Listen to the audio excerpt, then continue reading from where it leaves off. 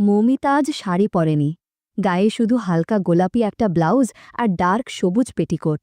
খোলা চুল, চোখে হালকা কাজল আর ঠোঁটে সেই চাপা হাসি। হাঁটার ছন্দে একটা আকর্ষণ ছিল, যেন কিছু বলতে চায়।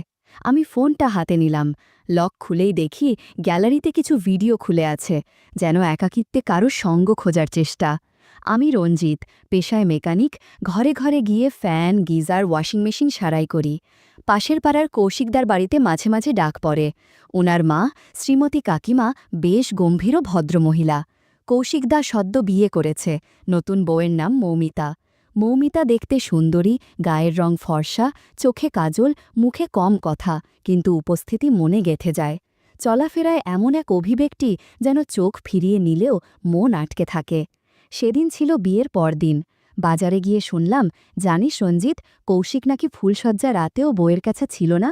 আমি একটু চমকে বললাম, মানে? ওরা বলে, গেল নাকি ঝুমার কাছে, সেই পুরনো প্রেম। ঝুমা পাশের পাড়ার মেয়ে, সুন্দরী, নিজেকে বেশ যত্নে রাখে। গায়ের অনেক ছেলের রাতের ঘুম ওর নামেই বাঁধা। শোনা গেল, কৌশিক ফুলশয্যার রাতে ওর কাছেই ছিল। এই খবর শুনে আমার বুকটা কেমন ভার হয়ে উঠল। একদিকে নতুন বউ, পরনে রাঙ্গা গয়না, চাহনি ভরা অপেক্ষা, অন্যদিকে সে পড়ে আছে পুরনো অতীতে। পরদিন সকালে আমি কাজে গিয়ে দেখি মৌমিতা রান্নাঘরে। গায়ে নরম সাদা ব্লাউজ, ঘামের বিন্দু পর্যন্ত ওকে সুন্দর লাগছিল। পেছন থেকে ব্লাউজের ফিতেটা খোলা ছিল, যেন কারো সহানুভূতির জন্য একটা নীরব আহ্বান। কৌশিক রুটি সবজি খাচ্ছে, কিন্তু একবারও মৌমিতার দিকে তাকাচ্ছে না। মেয়েটা হালকা নিচু হয়ে কিছু দিচ্ছিল, কিন্তু কৌশিক যেন চোখ বন্ধ করে রেখেছে। শুধু মাথা নিচু করে বলল, আর একটু পর অফিসে যাব মা। কাকিমা মিটিমিটি হাসে, হয়তো কিছু টের পায় না, কিন্তু আমি বুঝি এই বাড়ির ভিতর কিছু একটা ঠিক নেই। আমি গেট পেরিয়ে বেরিয়ে যাচ্ছিলাম। হঠাৎ পিছন ফিরে দেখি মৌমিতা বারান্দার রেলিং ধরে দাঁড়িয়ে, চোখে এক অভিমানী নীরবতা। সেই চাহনিতে যেন বলা ছিল, যে আগুন আমার মধ্যে আছে তার তাপ কেউই অনুভব করছে না। সূর্যের আলোয় ঝুমার গায়ের ত্বকটা যেন আলো ছড়াচ্ছে। সকালের নাস্তা শেষ করে কৌশিক বাইকে চড়ে বেরিয়ে গেল। আমিও ভাবলাম একটু অনুসরণ করি, কাজের ছুতোয়। একসময় দেখি কৌশিকদা একটা নির্জন জায়গায় গেছে, ধান ক্ষেতের পাশে খোলা একটা মাঠ, পাশে একটা আম গাছের ছায়া। আমি নিজেও সেদিকেই যাচ্ছিলাম। হঠাৎ দেখি ঝুমা আর কৌশিক ওখানে বসে। ঝুমা পড়েছে একটা হালকা হলুদ সালোয়ার, ওড়নাটা আলগা, চোখে গাঢ় কাজল, ঠোঁটে রঙের ছোঁয়া। ঝুমা চুপচাপ বসেছিল। হঠাৎ বলে উঠল, তুমি জানো, আমি এখনও তোমাকেই মনে করি। কৌশিক একটু থেমে বলে, তুমি জানো না, আমি বিয়ে করলেও আসল শান্তিটা তোমার সঙ্গেই খুঁজি। ঝুমা ওর কাছে একটু এগিয়ে আসে, হাতটা আলতো করে কৌশিকের কাঁধে রাখে। ওদের মাঝে যেন শব্দের চেয়ে অনেক বেশি কিছু বলা হচ্ছিল, চোখে চোখে। ঝুমা মাথা হেলিয়ে রাখে কৌশিকের কাঁধে, আর কৌশিক তার পিঠে হাত রাখে। মুহূর্তটা ছিল একদম নীরব, কিন্তু অনুভবে ভরা। আমি দূর থেকেই দেখছিলাম, তাদের মাঝে দূরত্বটা হারিয়ে যাচ্ছে। কারো মুখে কোনো কথা নেই, কিন্তু বোঝা যাচ্ছিল এই মুহূর্তটাই তাদের কাছে বাস্তব। আমি আর দাঁড়ালাম না, চুপচাপ হাঁটা দিলাম। ভেতরে একটা চাপা কষ্ট হচ্ছিল, এটা কি ভালোবাসা না বাসনার ছায়া, ঠিক বোঝা গেল না। সেই দিন বিকেলে শ্রীমতী কাকিমা বললেন, কৌশিক তো কয়েক মাসের জন্য শহরে চলে গেল, নতুন চাকরি পেয়ে গেছে। আমি মাথা নাড়ালাম, কিন্তু মনে মনে ভাবছিলাম এই বাড়িটা যেন আরও একটু নিঃসঙ্গ হয়ে গেল। বিকেলে দেখি মৌমিতা রান্নাঘরের জানালার পাশে দাঁড়িয়ে মাঠের দিকে তাকিয়ে আছে। গায়ে ছাপা শাড়ি, মাথায় খোপা বাঁধা, গলার মঙ্গলসূত্রটা হালকা দুলছে বাতাসে। চোখে যেন অজানা এক শূন্যতা। কৌশিক যখন ছিল তখনও কথা বলতো না তেমন, আর এখন পুরো ঘরটাই যেন নিঃসঙ্গ হয়ে গেছে। রাতে আমি পাশের ছাদের ডিশ লাইনের অ্যান্টেনা ঠিক করছিলাম। তখন দেখি কৌশিকদের ঘরের জানালা দিয়ে হালকা নীল আলো আসছে। বিছানায় একা শুয়ে আছে মৌমিতা। ঘরের মধ্যে কোনো শব্দ নেই, শুধু হালকা বাতাসের আওয়াজ আর নিঃশ্বাসের ছন্দ। ওর পাশ ফিরার ভঙ্গিতে মনে হচ্ছিল শরীরটা নয়, বরং মনটাই যেন অস্থির হয়ে আছে। একটানা নিঃসঙ্গতা কারো ভিতর থেকে কিভাবে নড়ে ওঠে, সেটা মৌমিতার ওই নিঃশব্দ রাতেই টের পাওয়া যায়। মনটা কেমন যেন অস্থির হয়ে উঠেছিল। বারান্দার হাওয়ায় ওর শাড়ির আঁচলটা সরে গিয়েছিল। চোখ বন্ধ করেও ঘুম আসেনি, এটা দূর থেকেই বোঝা যাচ্ছিল। মনে হচ্ছিল মৌমিতার মনের ভিতরে কিছু একটা ঘুরপাক খাচ্ছে, না বলা অনুভূতির ঢেউ যেন নিজের সঙ্গেই লড়াই করছে। ওর মুখে ছিল না কোনো কথা, কিন্তু ভঙ্গিমায় ছিল এক রকমের একাকিত্ব, যেন কাউকে বলার মতো কিছু আছে, কিন্তু বলা যায় না। দূর থেকে দেখে আমার বুকটা কেমন করে উঠল জানি, এটা আমার জায়গা না, তবুও মানুষ তো, অনুভূতি আটকে রাখা সবসময় সম্ভব হয় না। রাতটা কেটে যায়, আমি নিশ্চিত শুধু আমিই না, মৌমিতারও ঘুম আসেনি সেদিন। সকালে পাশ দিয়ে যাচ্ছিলাম, দেখিও বারান্দায় দাঁড়িয়ে, চোখে ঘুম ঘুম ভাব, চুল এলোমেলো। আমাদের চোখ একবারের জন্য মিলেছিল, তাতেই মনে হলো কিছু একটা ভিতর থেকে বদলাচ্ছে।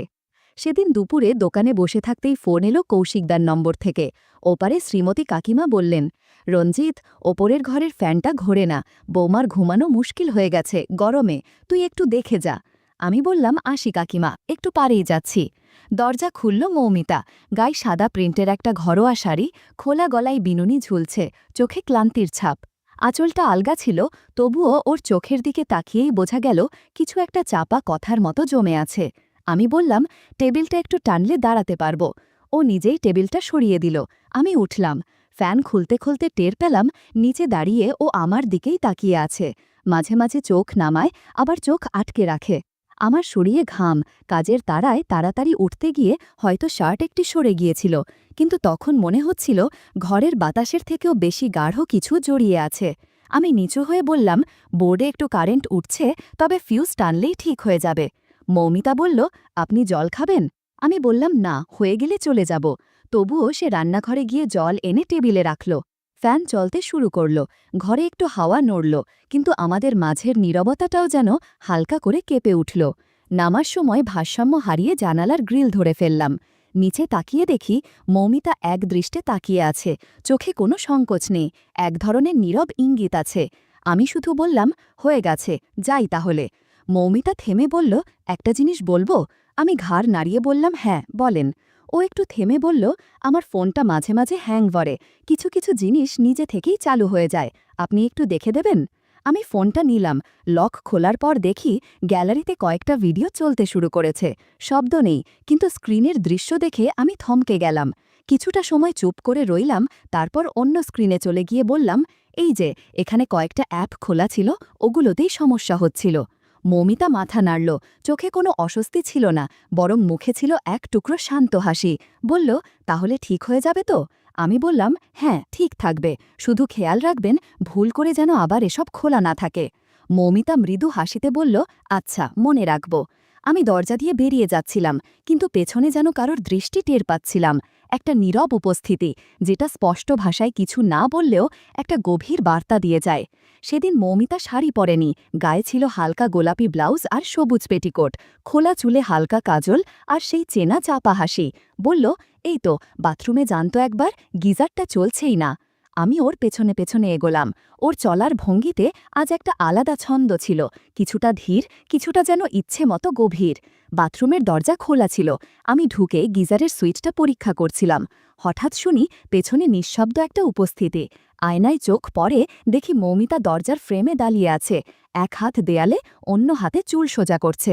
জামার কাঁধে ঘামের দাগ, গলার কাছে জামার কাপড়টা কিছুটা স্যাঁতস্যাঁতে।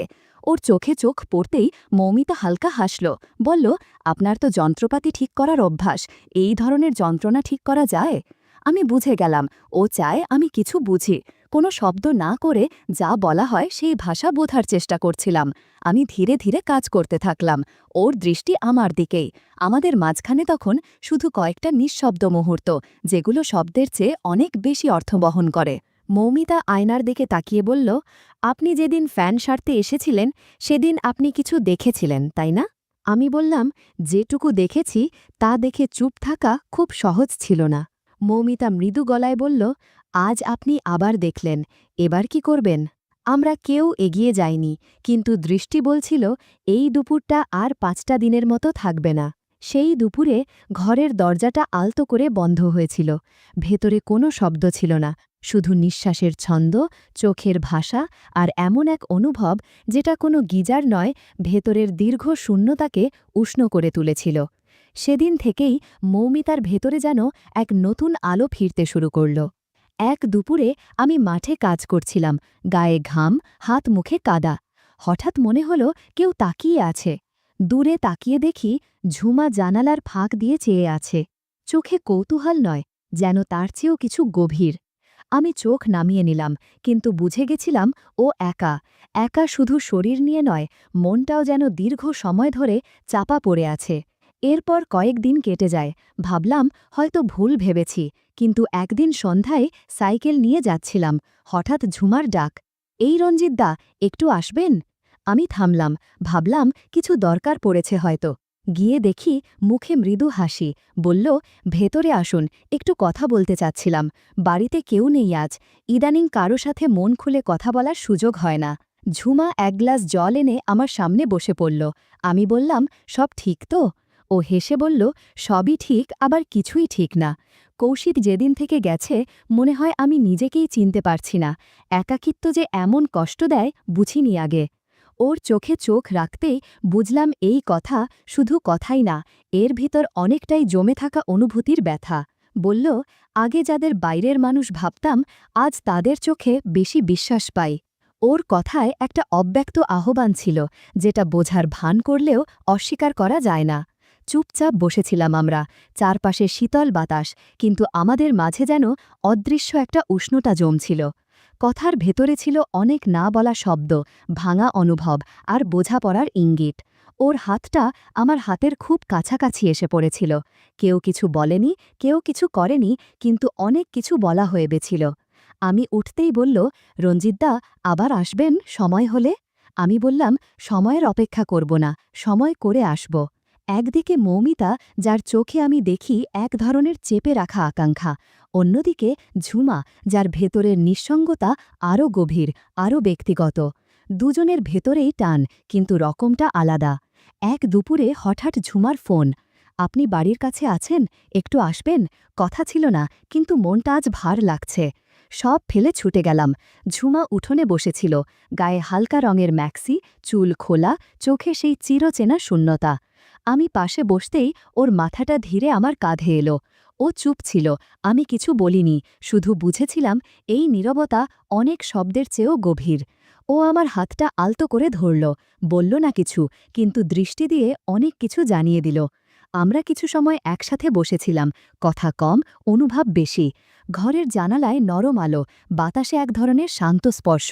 সেই মুহূর্তটা ছিল খুব ব্যক্তিগত, কিন্তু এতটাই নীরব ও সংবেদনশীল যে ভাষা দিয়ে বোঝানো যায় না। যখন আমি চলে আসছিলাম, ঝুমা বলল, আজ তুমি ছিলে, তাই দিনটা ভালো কেটেছে, আবার আসবে তো? আমি মাথা নাড়িয়ে বললাম, অবশ্যই আসব।